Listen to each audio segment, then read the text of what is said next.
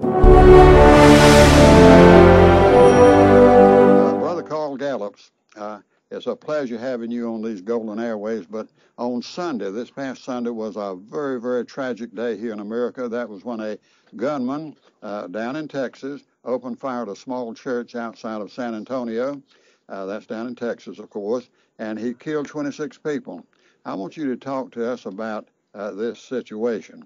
Yeah, well, no, I appreciate it. Listen, I want to remind your audience, and most of them know this, but of course you're always picking up new listeners, that as I speak to them about this, I want to talk about several very important facets of this. First of all, I want to remind your listeners that I spent 10 years in Florida law enforcement with 2 different sheriff's offices as a uniformed patrol officer and even doing my own criminal investigations in one of those offices. So I've come at this from the law enforcement standpoint.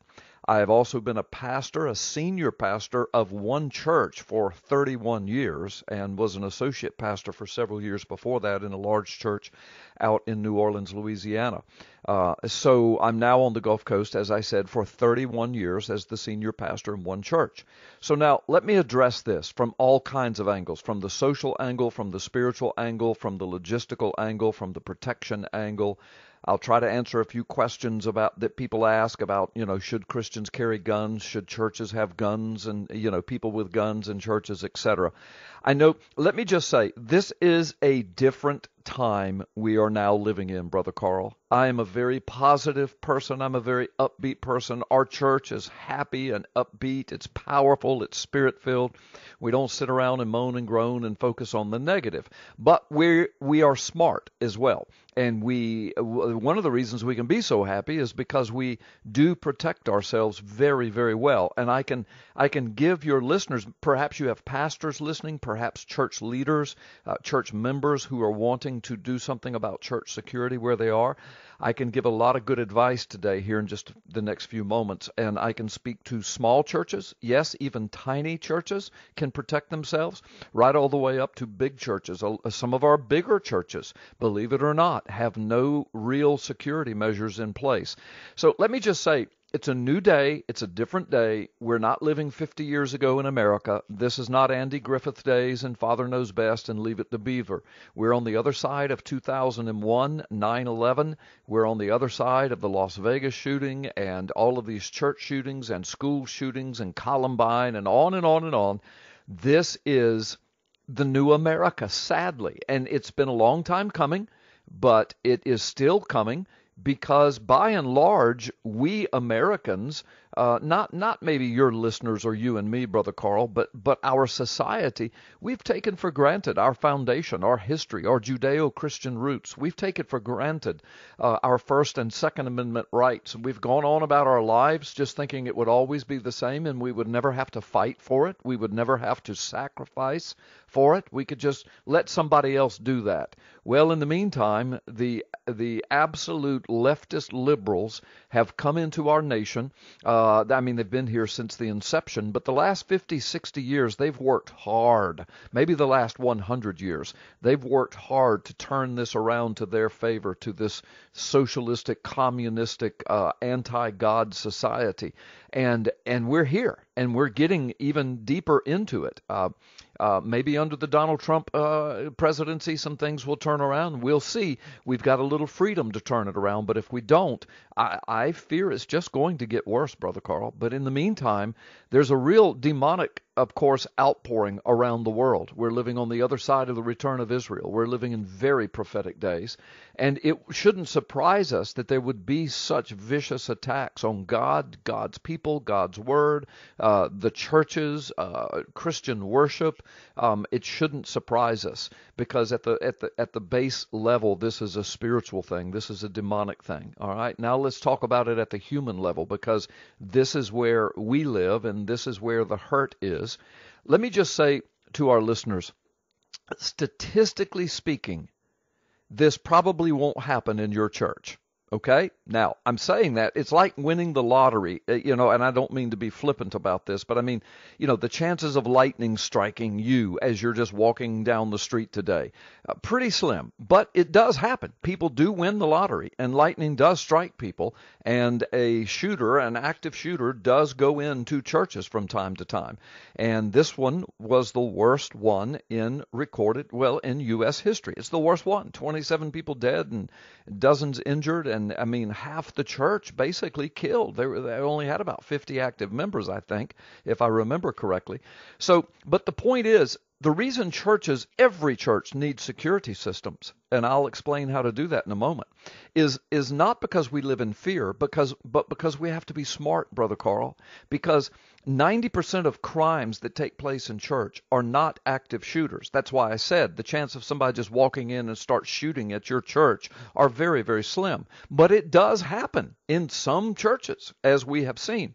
But here's what does happen a lot in churches. Theft. I mean, pocketbooks are stolen. People, money is stolen. Equipment is stolen. Burglary. People break into churches at night. Sometimes physical, confrontations occur in churches. Sometimes there's some battery that occurs, some assault that occurs. Sometimes, very sadly, there are sexual assaults that occur in churches. These are the kinds of things. Sometimes there are criminal threats made. Angry family members show up at church, and all of these kinds of things. Custody issues over children. Sometimes there's child snatching situations out of the nursery area because an angry spouse or ex-spouse knows where the children are. This is why I tell churches, don't just look at this horrible situation in Sutherland Springs, Texas, and say, oh my gosh, we have to protect against this. Yes, we do. But we just need to protect ourselves, generally speaking, because we are, a church is a conglomeration of people. I don't care if it's 10 or 20 people or 5,000 people. It's a place where people congregate into one wad, one building, one center, one facility, one piece of property. And so if you're not taking some kind of precautions, you can set yourself up as a sitting duck. Now, here's what I tell smaller churches. Any church can have security, okay? And there's several different ways to do this. First of all, any church can have a team of roving, wandering watchers. I don't care if it's 2 men or a handful of men, but in doing it in shifts, taking turns every time the church is open. And that is while all of the other people are in worshiping. These guys, some are in the parking lot out front, some are in the foyer, some are walking through the buildings, locking down doors that shouldn't be open, checking closets and empty rooms to make sure they're really empty, that nobody's hiding or doing anything improper, from illegitimate relationships that could go on in an empty room to somebody stealing something or messing with something. So, but again, just kind of securing the area while everybody else is worshiping, and you don't have to make a show of it. So any church can do that. Then on top of that, even most small churches can afford some kind of at least one video camera now hooked up to a computer. I mean, that's easy to do. Sometimes you can get 2 or 3 or 4 with no problem at all. Even small churches can do that. The other thing, check with your local police or sheriff's offices. Most of them will put a uniformed patrol officer in a marked car outside of your church for traffic control and general security, and they will do that very reasonably. And most small churches can afford a weekly fee for that if you will check with the sheriff's office.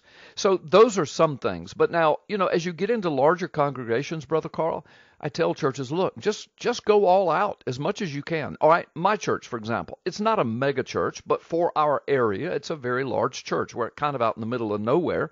We'll have 400, 500, 600 people there every Sunday morning. So it's a good-sized church. But what we do is we have a golf cart rover that goes all through our parking lot. We've got several guys that walk outside and continually checking the parking lot and the entrance areas. We've got rovers that are on the inside. None of these people are seen by the congregation. They're just moving through the halls, checking doors, locking down outside entrances, checking. They're hanging out in the foyer. Once the worship service gets started, they lock the front doors, and then we've got glass so we can see through. And if somebody comes, if we know them and they don't look suspicious, it's not a guy in a trench coat wearing a backpack, for example, then we can open the door and let them in. But we secure the place, and of course we have panic bars on our doors so the people inside, if it was a fire, they could get out even if the doors are locked. But people on the outside can't come in without somebody opening it for them. So we do that. We have video cameras throughout our church. We have somebody sitting in a video camera monitoring room watching everything that's going on the whole time our people are congregated there. We have panic alarms throughout the church. We have several other things that I don't want to give away our whole security system here over the radio that goes out to the world. But the other thing we do is we employ uniformed law enforcement officers, patrol officers with their patrol car, and they will park out front. And some of our parking is across the street from the church in a big parking lot, and a bunch of it's on the same side of the church. So we have people crossing in walkways. And so that patrol officer's out there with the lights on, and that's a big deterrent. Now, we can talk about should people be armed. I don't insist that people are armed in our church. That would require all kind of insurance things and training and all of that. But in Florida, we have the concealed weapons permit and right to carry laws. So a lot of people, men and women, can carry concealed, and they do. We tell people on our roving security teams, you're not required to have a gun. You're not a cop. You're not a cowboy. You're a set of eyes and ears. Take your cell phone with you. Put in some speed dial numbers so we can contact each other immediately. As I said, we have our panic lights and panic alarms that go off if the children's area is being messed with, if the youth area is being messed with. So we've got all of that in place. Now, I'm telling you, Brother Carl, to listen to me talk, you would think, oh my gosh, it sounds like a prison. But it really isn't. If you were to come, you and your daughter were to come worship with us, you would not have a clue. I mean, you would see the patrol car out front with the lights on, but a lot of churches do that. And he's just slowing traffic down so people can cross over the street, etc. But once you come to our church, you won't know who the security is. You won't know who's armed. While you're in church, you don't have a clue that people are walking all over the place outside and watching video cameras and watching every door and locking the doors down. You would just be in this awesome, sweet, powerful church and with hundreds and hundreds of people there fellowshipping and worshiping together. But it's one of the safest places on earth you can be on a Sunday morning on the Gulf Coast. Now, I want to say to your folks, Brother Carl, having all of this security in place does not mean that nothing bad will ever happen. We've been very blessed. We've not had an active shooter. Over the years, we have had people steal money, steal pocketbooks, break into the church. Over the 30 years, that's happened 3 or 4 times, so it hasn't happened much. We've had some domestic disturbance a few times where somebody from a family will come up to the church because they know their family members there, and they'll try to start something. But, of course, we've got security people that are right there that immediately usher them off the property. So it's an extremely safe place, but it doesn't mean nothing bad will happen or can happen. But I'll tell you what it means, Brother Carl. It means we're not sitting ducks in our church. It means we will not be slaughtered in our church. See, what happened in Sutherland, Texas, and my heart breaks for those people. I'm not judging them. I'm not trying to do Monday morning quarterbacking. I'm only going by what I've read and watched on the news. It took a next-door neighbor with a rifle to shoot this guy, and to eventually it killed him, and to stop this thing, to scare him, to get him off the property. I don't know if anybody in the church was armed. It doesn't sound like it. I don't know. Apparently they didn't have any rovers because he started shooting before he ever went in the church. He was shooting out in the front yard towards the church is what some reports were saying. So I can just say at our church that could happen. Somebody could come out of the parking lot and just start shooting.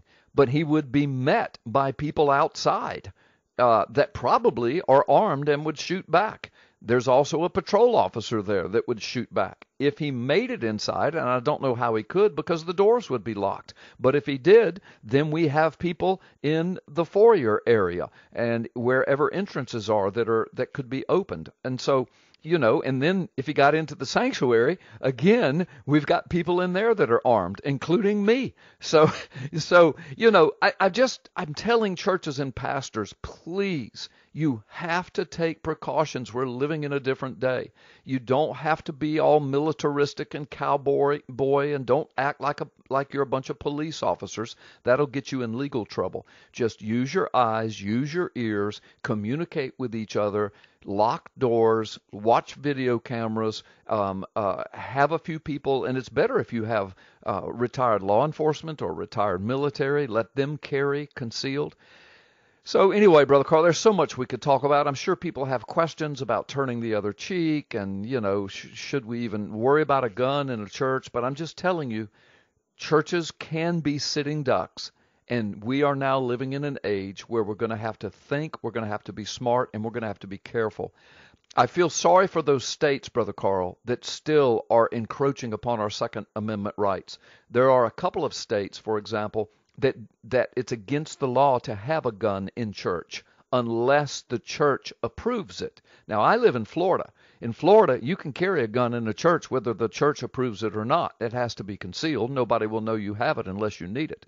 But I'm telling your people, I don't know North Carolina. Maybe you can give me the law on that in just a moment, Brother Carl. But I would not take my family to a church where there was not some kind of security, even if it was just a couple of guys roving around checking on everything with some cell phones that could call the cops and call each other if something happened. I wouldn't take my family. I wouldn't take my family to a church where the elders or whoever, the deacons, the pastors, passed a rule that you couldn't have a firearm legally concealed in a church. I wouldn't take my family, because what you're saying is, as a pastor, as a shepherd of the flock that's supposed to keep the wolves off the sheep, what you're saying is, we don't care if your family dies here or not. It's just horrible, Brother Carl, to think about. But these are things that we have to think about in the day and age in which we live. Let me hush and see if you have any questions. I know people have a lot of questions about these things, and maybe you could take questions from your audience over the next few weeks, and I could come back on and answer them on the air or something, or however you might want to do it, because I know this is a sticky topic for a lot of people. But this latest shooting in the church is the worst in recorded U.S. history, or in U.S. history, because our history is recorded. So I'm just telling you, it should be a wake-up call for every church. I don't care if you're in the middle of nowhere with 20 people on a Sunday morning. You're a sitting duck if you don't have some kind of security. And even a little teeny church can have church security if they will just think. Brother Carl, does that make sense? It does, and it resonates a lot with me. I'm sure that your remarks today are resonating with just about everybody. And I think the last 2 or 3 days I've heard more comment about this. I was talking to a lady about 2 days ago, and she was telling me that she carries a gun in her pocketbook every Sunday to church, and her church has got several people that have concealed weapons, and I think that's good. But I think this conversation is now going on in all the churches. I think this has kind of opened the eyes of everybody, but it sort of says something, and you kind of have answered some of the other questions I had, but what does this say about our society? Now, you touched on that. Gunman is this angry, and somebody this angry, and all this happening. What is this saying about our society? So I'll turn back over to you. Well, brother, listen, we've always had evil people in our society because our world is filled with evil people, and short of people being born again and trying to live for the Lord, and short of the Lord returning, it's going to be that way. The problem is today, though, now we're living in the age of technology, instantaneous communication information systems. People can get on the internet and learn how to do all kind of evil. They can incorporate other people in their evil if they want. They can get on the internet like this guy was doing, this Kelly fella, and was just trashing and hating all over Facebook and hating Christians and hating churches. And listen, this is important. Now we know that this guy, that the church that he shot up was filled with his in-laws. apparently from a bad marriage before or some kind of a bad relationship. So see, that's the thing. I mean, any church could be susceptible to a family, some nut that goes crazy in a family dispute and comes down to the church because they know where the family is on a Sunday morning. I mean, so this is why every church has to take care. But yes, brother, it speaks to the general condition of our world and our culture. Like I said, this is not Andy of Mayberry anymore. Think, in the last 50 years, brother. I mean, television programming used to be Andy of Mayberry and Leave It to Beaver.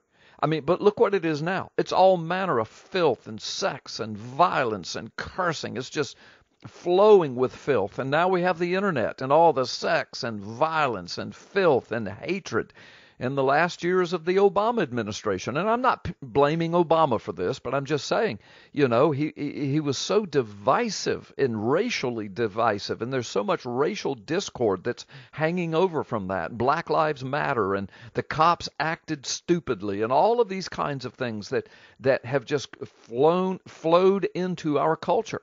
For 100 years we've been teaching our children they come from monkeys and that there is no God. And now for decades we've been telling them you can't pray in school, you can't read your Bible in school, you can't witness in school, you can't invite people to your church. And I mean, all of this stuff. I mean, so why would we think that our culture would not suffer from these things? You know, massive rates of abortion. We don't know what a marriage is anymore. Supreme Court gay marriage ruling. I mean, the last president issued an order for children to be able to shower and use the bathroom together. Didn't matter what sex they were. I mean, it's just insane, Brother Carl. So our culture is going insane. And insane people like this Kelly fella are coming out of the woodworks, and they're wanting fame. They're wanting to be noticed. They're driven by demonic spirit, if you will. So, you know, I'm not trying to say the zombie apocalypse is upon us. I mean, you know, good old living in the USA still goes on pretty much every day, everywhere. But we just have to be careful, Brother Carl. And let me say to the women carrying guns in their pocketbooks, please understand, and I know they do. I'm not trying to talk down to them, but as a former law enforcement officer, let me just say this. You've got to be really careful if you carry a weapon, and particularly if it's not on your person, if it's in a pocketbook and a child can get into it, or if you forget and lay your pocketbook down, or you leave it in a restroom and a child or a person that doesn't need a gun gets a hold of it. You are criminally responsible for that gun. So I just say to women especially, please be careful with that. If you can't get a gun that somehow you can wear on your person, then if the law allows you to carry it in a pocketbook, you're going to have to keep that thing chained to your arm or something, and be careful.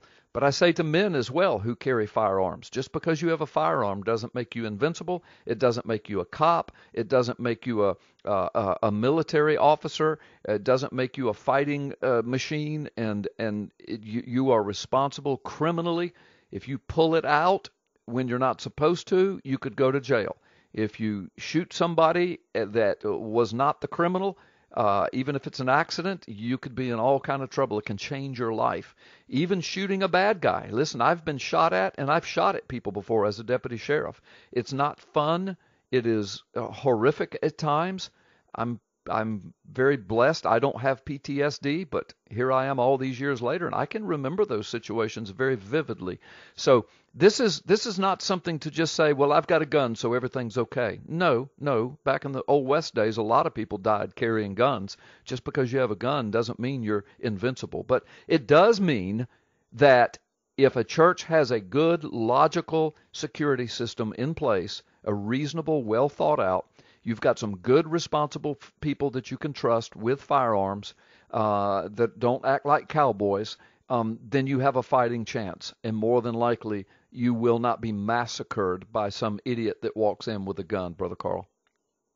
Oh, okay. Well, thank you very much. I'm going to be going to Boston here in about 5 minutes with Jeff Kuna. He's a great friend of yours up there. So I got about 3 minutes here. I want you to kind of fill in for me. But You talked one time about satanic influences, and you've seen a lot of satanic influences.